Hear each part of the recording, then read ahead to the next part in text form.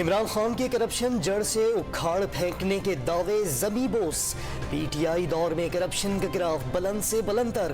عالمی انڈیکس میں پاکستان 16 درجے ترقی کے بعد 124 سے 144ویں نمبر پر آ گیا۔ ٹرانسپیرنسی انٹرنیشنل کی رپورٹ میں پاکستان شفافیت میں 100 میں سے صرف 28 نمبر حاصل کر سکا۔ 10 سال میں ملک کی سب سے بری کارکردگی۔ ٹرانسپیرنسی انٹرنیشنل کی رپورٹ، حکومت کے خلاف چارج شیٹ، عمران خان استعفیٰ دیں۔ اپوزیشن لیڈر نے حکومت کو کرپٹ اور چور قرار دے دیا۔ ایسی بدعنوان حکومت تاریخ میں کبھی نہیں آئی۔ عوام کی جیبیں خالی کر کے مافیا نے پاکستان پر ہاتھ صاف کیے۔ مریم نواز کا رد عمل، شاہد خاقان عباسی نے پی ٹی آئی سرکار کو ملک کے لیے بدقسمتی کا نام دے دیا۔ عالمی ادارے کی رپورٹ تشویشناک، حکومت کا احتساب صرف مخالفین کو نشانہ بنانے کے لیے ہے۔ شہری رحمان سینٹ میں پھٹ پڑی۔ اس میں بھی فائنینشیل کرپشن شامل نہیں ہے، وہ رول آف لا اور اسٹیٹ کیپچر کے معاملات شامل ہیں۔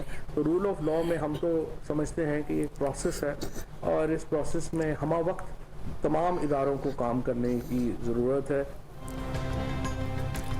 مالی بدعنوانی میں اضافہ نہیں ہوا، قانون کی حکمرانی کے باعث پاکستان کا سکور نیچے آیا۔ وزیر اطلاعات فواد چودھری نے اپوزیشن کی تنقید مسترد کر دی۔ رپورٹ شریف فیملی کی لکھی ہوئی سمجھی جائے۔ شہباز گل نے ٹرانسپیرنسی انٹرنیشنل کی شفافیت پر ہی سوال اٹھا دیا۔ کرپشن پر لیکچر دینے والوں کا اپنا ماضی کرپشن میں ڈوبا ہوا ہے، علی محمد خان کا ایوان بالا میں جواب۔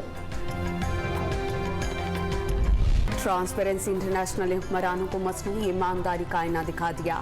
پی ٹی ایم کا شیڈیول کے مطابق اسلام آباد مارچ کا اعلان، حکومت اقتدار میں رہنے کا اخلاقی جواز کھو چکی، صدارتی نظام خلائی تجویز قرار، کسی صورت قبول نہ کرنے کا اعلان، ای وی ایم اگلے الیکشن میں دھاندلی کا منصوبہ، پی ڈی ایم اجلاس کا حکومت سے منی بجٹ واپس لینے کا مطالبہ۔ ایک مارچ کا اعلان ہونے کے بعد دوسرے مارچ کا جواز نہیں، مولانا کا پیپلز پارٹی کی تحریک پر رد عمل۔